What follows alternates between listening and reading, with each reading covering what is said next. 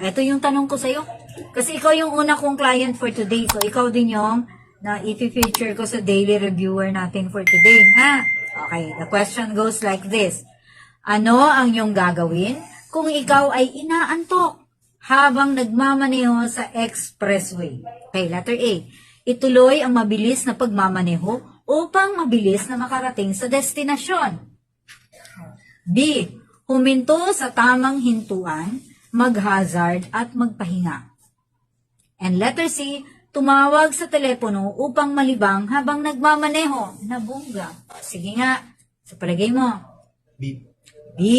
Huminto sa tamang hintuan. O kasi yung iba, huminto sa gilid. Ang National Highway, hindi yan parking area. So kung magpapahinga ka, humanap ka ng let's say establishment na may parking area, or kung wala talaga, no, nasa rural area ka, ihulog mo yung sasakyan mo. Hindi tatapak ang gulong mo sa National Highway para makasabi na talagang nakapark ka. Mag-hazard, mag-rest, ha?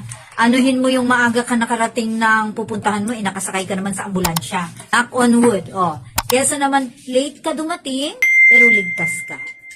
Ginagawa ba yun?